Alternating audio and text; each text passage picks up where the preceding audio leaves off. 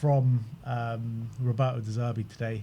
He did this interview with Ali Gold, and he's starting off talking about the transfer market that has sent social media and Spurs fans into overdrive. He says, in the transfer market, when I want one player, I become like a shark, no chance to say no. In the transfer market, it's not finished for sure. We completed 60% of our project in the transfer market. Now we have another bomber, De Zerbi told Football London with an excited look in his eye. De Zerbi confirmed that the new arrival would be an attacker, and when asked whether the deal was close, he said, I hope, but it's not finished for sure. So who is this bomber? Because Ali Gold has pretty much said that it's not Savinho. So who could this be? He's an attacker. He's an attacker. Yeah, that's all we know. Pretty much. Only Tottenham could have a manager. First of all, use the word bomber, and just drop that bomber and then walk away and not say anything else. Who are we talking about? Chris Wood. Could be. He says we need more height and we need goals. We'll get into those quotes, but. I mean, is it someone we've heard of already? Is it a new name that has gone under the radar and we're keeping our cards close to the chest? Is it a striker? Is it a winger? It's anyone's guess. I mean, there's little whispers. I've seen a few people in the chat, and we, a few whispers of, is it Kenan Yildiz? Juve have left winger, they signed Moani and they've signed a left winger. From 45 million for Moani. Like, what are they smoking down in Turin, man? I don't know what they're smoking down in Turin. Yeah. I mean, they love him there, though. So, is what I mean. But surely they could have gotten for cheaper than that. Yeah, you would have thought. Crazy. Could Tottenham be going very big for Yildiz under the radar and trying to get that done without anyone noticing? I mean, surely you would have heard something with such a big deal on the line, but. You never know. I mean, we didn't hear much about Tonali until, we already were putting bids in. So you never know. But yeah, there's been suggestions on social media that Arsenal are going to potentially move for Yildiz if the Vinny Jr. thing doesn't come off, which is probably more likely than not at this stage. So I don't know. I think it's Cody Gakpo. I think it's Cody Gakpo or Ollie Watkins. I think with Cody Gakpo, the rumours are that Liverpool are advancing on Bradley Barcola now, and they're saying if Barcola goes to Liverpool, that opens up Gakpo to leave. So I don't know. I got a feeling it could be Cody Gakpo. I don't see how it's possible. I mean, they are still so short of attackers. Yeah, I know. How can they let Gakpo go just with Barker? I'd be shocked. I'd be shocked. But no, you're right. I mean, also Barcola doesn't seem very close at the moment. No, well, I mean, a lot of people are talking about it, and apparently Barcola's started following some Liverpool players and the club and stuff like this. Yeah, Savinho's been following our players for a year. Savinho's coming. Yeah, but it's what I'm saying. It was a year ago he started following some of our players, wasn't it? Yeah, look, I'm not saying they're not getting Barkley. I'm just saying that doesn't seem imminent. Whereas this deal, this bomber, in quotation, seems that it's close. And I don't think that De Zerbi says this. I mean, there's no reason for him to say it unless there is something fairly imminent and fairly close. Or has Ali Gold just got his wires crossed and it is Savinho? It could easily be that. He was asked, Ali Gold. I know he was asked. Sure, is he sure that is definitely not Savinho he's talking about? And he said, he's sure. So Ali Gold is he spoke to him directly. He's usually good at deciphering tone and all these kind of things. He's quite good with body language and he's understanding what the other person's saying. And if he's saying it's not Savinho, I don't think he's got his wires crossed. There's a chance of it though. I believe Ali Gold. If he's talked to him directly and he says he's sure. Obviously, when you read quotes and all this kind of stuff, you can never be too sure, right? And that's why even in press conferences, people aggregate things that the manager said, and then you watch it, right, for yourself, and it is completely different context. Even though it's the same words, it can give a completely different context. So you're reading the quotes, and it could very well mean Savinho by reading it, but he's spoken to them directly, face to face, and he's saying he is sure he's not talking about Savinho. So I don't think he's got his wires crossed here. I think I'm pretty sure he's saying what he means. I mean, could it be is Rashford? That's gone quiet. I mean, people are saying could it be Marcus Rashford? It's not gone quiet. I mean, it has gone quiet essentially, but there has been a few more updates on Rashford today. I'm saying it's gone quite like him leaving or whatever. Yeah, we don't the really latest know update on Rashford was saying that he's going to be part of Michael Carrick's squad next season. So it could be Rashford, it could be Watkins, it could be Gakpo, it could be someone just completely out of the blue. Lautaro Martinez. Yeah, I'm saying could be anyone. I'm just thinking about all the thing about this bloody update is like we could be bloody any player in any league, like across the whole of bloody Europe, and we're like, who could it be? Like people making good suggestions in the comments, like Ferran Torres. Could it be he Ferran? hasn't gone anywhere. He hasn't gone Harry anywhere. Kane hasn't signed that contract yet. You know, we're literally going through a pool of worldwide players. Like, it could be anyone. With the money we're spending, it really could be anyone. That's the thing.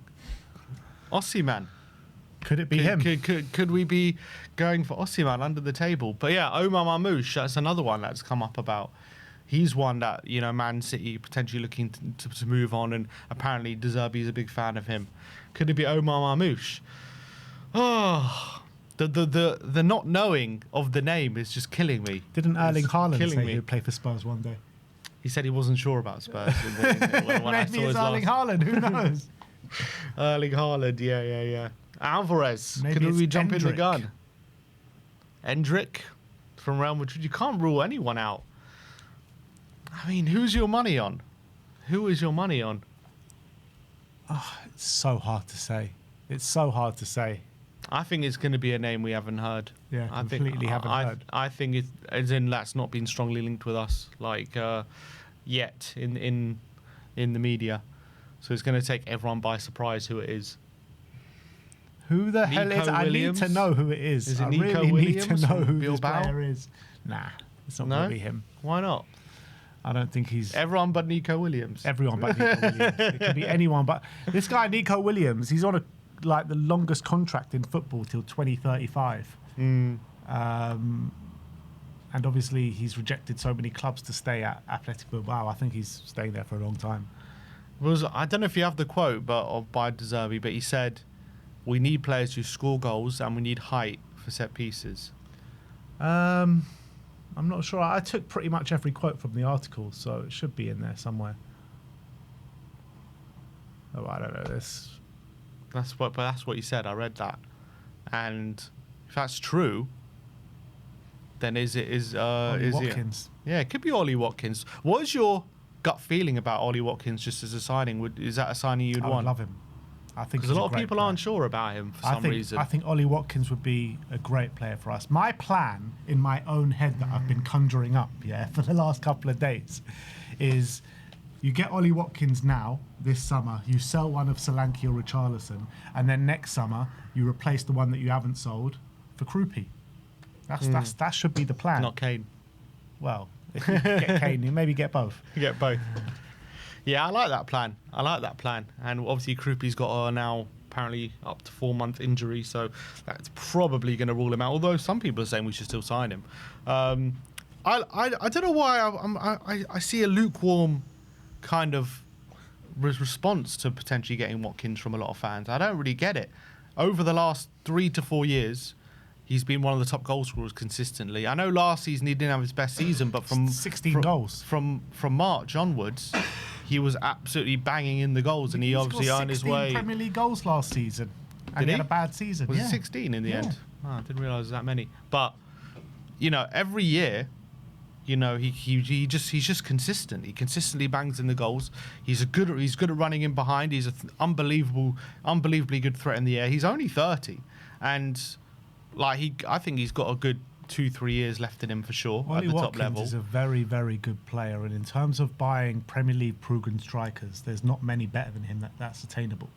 Yes, I don't understand why people wouldn't be jumping for joy if we signed Ollie Watkins. Like, what's the downside? I don't really get it. Is he too similar to what we have? Is that what people are thinking? He might be similar in terms of profile, which I don't even think he is, but he's so much better than what we have. He's like a major step up in the number 9, in my opinion. There were times when Unai dropped him for big games, Champions League games. Is that why was that? Is that because? And it always flopped. They always had to bring him on to score, and then when he came back into the side, they started doing better again. So, Ollie Watkins is an upgrade on what we got for sure. Someone in the comments says Watkins is only a slight upgrade on Rishi. I don't understand it. Come on, man. Has he not been one of the top strikers for the last like 4 years? He has. Consistently. He has. So I don't understand why are people like not putting him on that pedestal as one of the top strikers in the league. Like, why are they not sure about him? I don't really get it. He's consistently been one of the top goal scorers every single season. Yeah, I feel like he sometimes can be a bit of a patchy player where he can go like a long stretch of games without scoring, and then he'll get his confidence back and go on a mad scoring streak. So I understand he can be a bit streaky, but the reality is when you look at the consistently for the last 5 years, he's just, the goals are there. Like, I don't know what the problem is. In the last 4 seasons, he scored over 15 goals a season. Yeah. Name me another striker apart from Erling Haaland that's done that in the Premier League. There isn't one. So that says it all for me. Yeah, I don't understand why people would be hesitant on him. Like, Well, look, surely if you can get him, you can get him. I agree, but let's go on with these quotes and see what else has been said. Zerbi confirmed the arrival. So Tottenham boss then said, added to his list of transfer targets were compiled during his negotiations with sporting director Johan Langer before he agreed the role. A lot of players you're watching now on the pitch started from mid-March, admitted De Zerbi.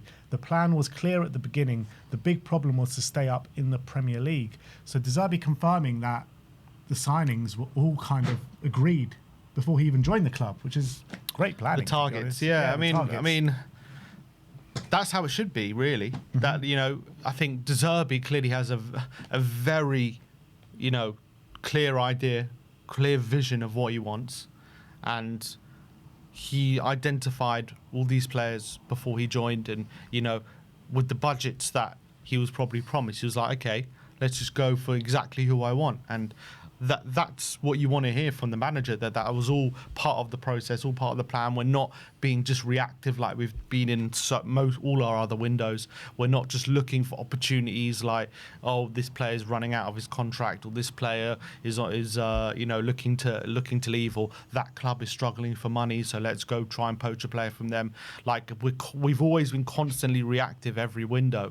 And it's really nice to see that Zerbi has had a clear vision of what he wants, and the club seem to be backing him up, and that's been discussed, you know, from day one. Yeah, exactly. Tunnel vision, as they call it, from Roberto De Zerbi and Tottenham Hotspur.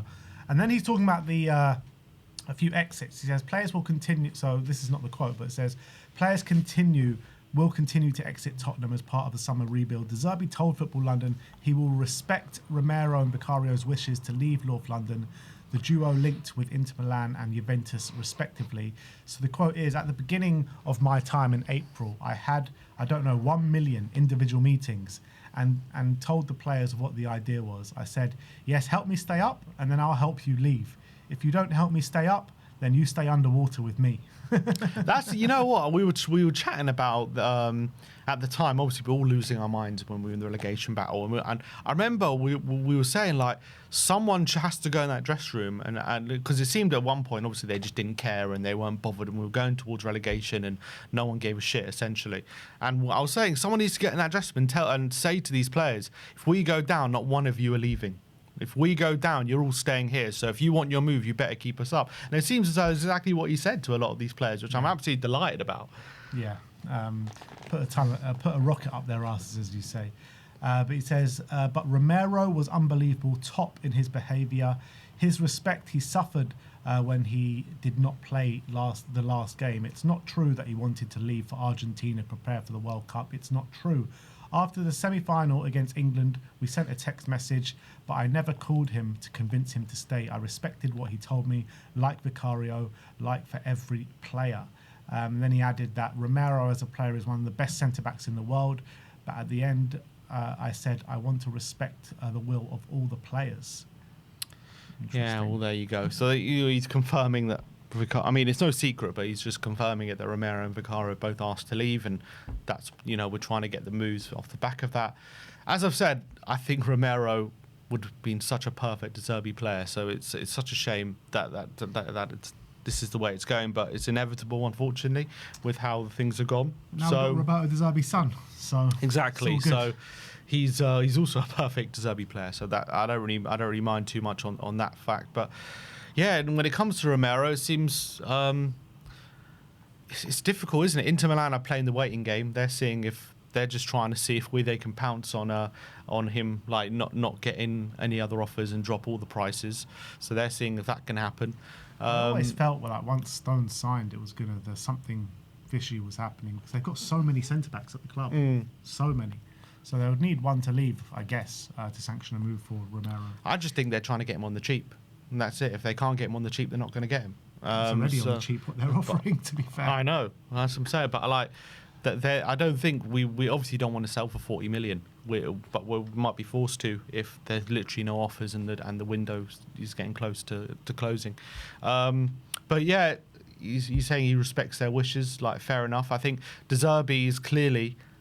I think one of the main things he's looking for this season, apart from the quality of the player, it's that real hunger and desire to be at Tottenham and to, you know, put everything, because that's what he demands. He demands that passion on the pitch. He demands everyone puts in 100%, but not just 100%, but they really care. You know, they're passionate about what's happening on the pitch and the team and where we want to go and all this kind of stuff. And obviously last season we saw what the lack of that from too many players led to. For whatever reason. I'm not saying it's totally the players' fault, but happened, but that there was that 100%. Whether they were disillusioned with the club or whatever the reason was, there was way too much apathy from a lot of these players, and so he just wants to completely look. If you're not 100% like I want to be at Tottenham, then fine, we'll let you leave. And he's said that with Bergvall, he's saying that with anyone. That's the way it should be. That is the way it should be. I've always said it. If you're not fully convinced of the project, then there's no point you being here, and you should move on to pastures new.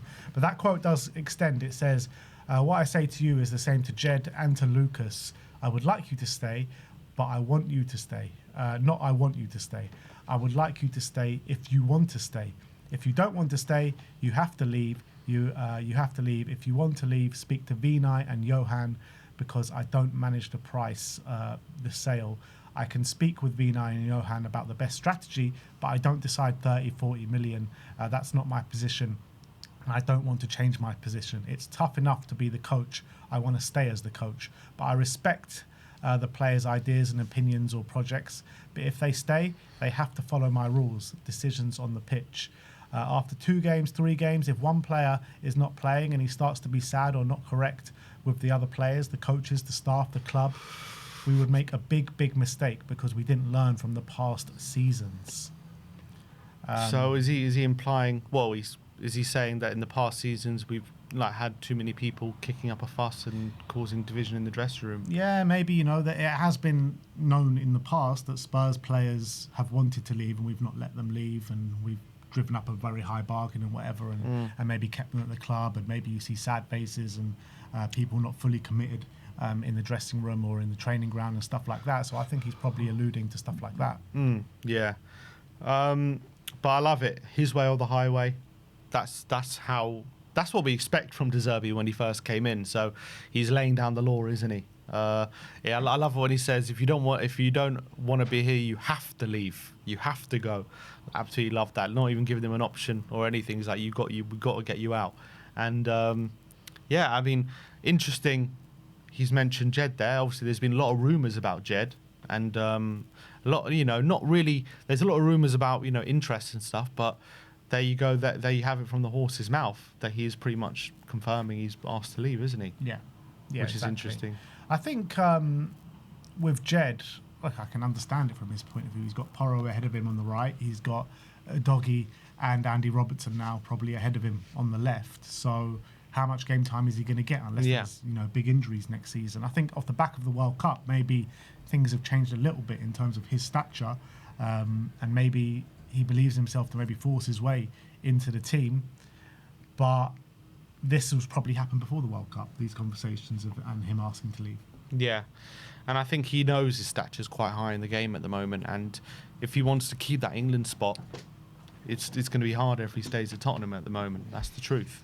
De Zerbi says he thinks Porro is the best right back in the world. So, yeah, I think it's not a surprise to anyone that we're hearing this from Jed. It's just interesting to hear it from the horse's mouth. That there you go, because there was a lot of rumours that it was from maybe De Zerbi's side that he wanted Jed gone, but it seems maybe it's Jed who's pushing for this. That's what SZY said, didn't he? He said that Jed doesn't rate De Zerbi. No, the other way around. Sorry, that De Zerbi doesn't rate Jed, right? That's what he said. Yeah. And then when I think about it, it's like maybe it's because of a stylistic thing. Is he not the right profile that he's looking at fullback? And then we kind of came to the conclusion maybe it is coming from Jed's side, and I guess that's what it is. Yeah. And then De Zerbi explained that the wingers he signs this summer will be chosen to fit his fullbacks. No two players are the same. A winger can be a very wide winger and able to come inside. A winger without a fullback, a winger able to play with the fullback, he said. We have 4 great fullbacks at the moment, with 4 of the most in fullbacks in the world, because I think Pedro Porro is the best right back in the world, with a Doggy, Robertson and Jed Spence can play right or left. Before bringing in a winger, we have to consider the fullback, because we start from the fullback, from the player we already have, no? I understand what he's saying. He's saying you want to build that, you want to have players who you think can build good relationships on the wing, so you want to sign players that you, in theory, would suit each other. Everyone's linked. Yeah, I'm just trying to think, how does that actually affect our transfer policy? Because are we now linked with different wingers than we would have been if it wasn't for... I don't know. I mean, obviously, Porro's been here, so he knows about Porro. Robinson's obviously a new signings, but none of these fullbacks are new. So I guess, like, he's saying we need some wingers who work with the fullbacks we currently have. But how does that actually change our transfer policy? Well, I guess it just changes because the way De Zerbi wants to use the fullbacks, the attributes that the wingers that we're looking to come in. Obviously, De Zerbi has different ideas about the people that were here before. So I guess it just changes in that sense. It's just about how he looks at them, how he profiles them, and how he wants them all to work together. No, I understand that. I'm just trying to say in practice, like now, is it? But we've heard all these targets. It's not going that they're not changing, are they? So are these targets always? They were always with a view of them working with the current fullbacks. I imagine so, because they said the targets were drawn up before De Zerbi even came here. So De Zerbi would have done his homework on the fullbacks that he had at the club. So I'm trying to understand what he's saying, but I don't know what difference it makes. Like right now, nothing probably. It doesn't make any difference right here, right now, in terms of changing targets or anything. But this is what was in his head when was drawing up the list of targets when they spoke in, what was it, March or April? Yeah, which is good. Obviously, you want to complement each other, and that's the main thing. But okay. My point is, what kind of winger are we like ruling out? Who can't work with the current fullback? You're gonna have to ask because De Zerbi. I'll tell you why. Because Savinho is a very different type of winger to Gakpo, and yet we're linked with both of them. You know what I mean? I think Gakpo. The thing is that his versatility, that he can play up front as well. You got Savinho and Kudus, who are like a very similar style of winger. Yeah. But you also have 2 different styles of winger that can probably still work in the same system. You want a variation of different things, particularly on the opposition that you're coming up against. I understand that. I'm just asking, what kind of winger are we saying we can't sign because of the fullbacks that we have? Who are we actually ruling out? You're going to have to ask Roberto De Zerbi. I know. It's hard to envisage what he's got in his head. Yeah, I'm just curious because we've been linked with bloody every winger under the sun. So I'm not saying just because we're linked doesn't mean we're actually going for them. I'm just saying, if it is true, we're going for... I don't think it's a style thing per se. I mean, maybe it is, but I think he looks at the wingers and just looks at the fullbacks and thinks who have the best synergy with each other. I understand that, but what winger are we saying wouldn't have good synergy with our fullbacks? Shit wingers. Yeah, I mean, that's what I mean. Is it just down to quality? But that's obvious. But that's anything. It doesn't matter who your fullback is about if we're just looking at quality. So if we're not looking at just quality, we're looking at how he's going to interact with the current for example, fullback. Last season, like Jed Spence, and who was the winger that we said it was just awful with them? Well, Javi was playing there. It was Javi. It was like them two were just terrible down that side together. No synergy whatsoever.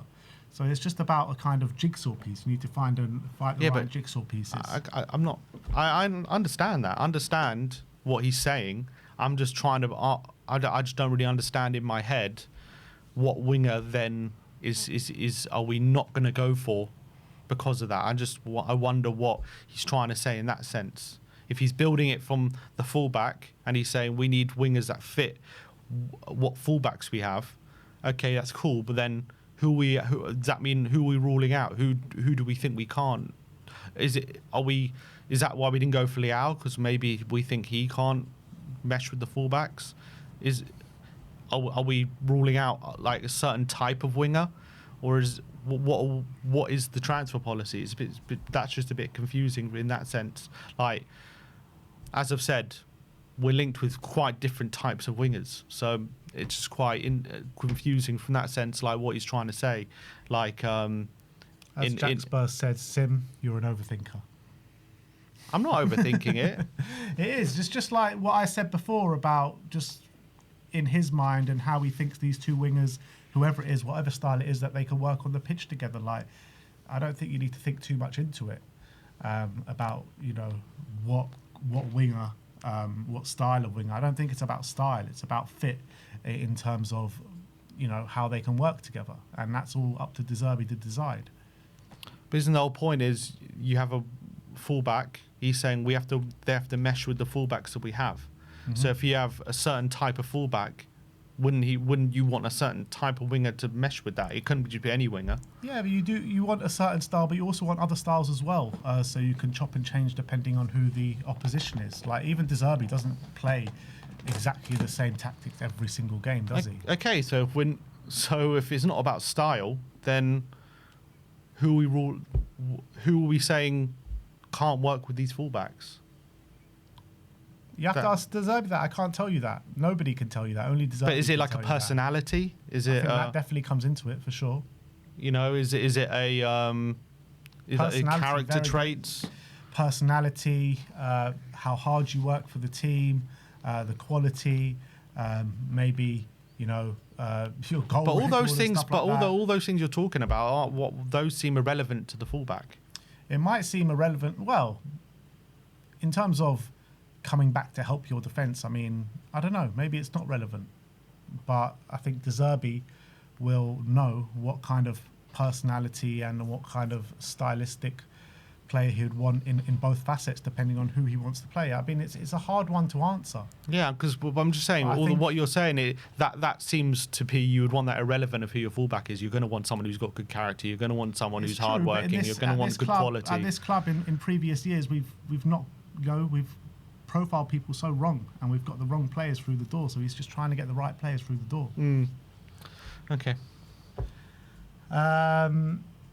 Next up, he added that, and then we have to consider the number of goals. We have to increase the number of goals with the play and with the quality of the play, with the midfielders, the attackers. We have to bring in players that are able to score goals. We have to think about the set pieces and to increase also the height. The idea in the transfer market is 24 hours per day. You think what the best player is to put inside. I love working in the transfer market. It's not pressure. It's one of the nicest parts of my job.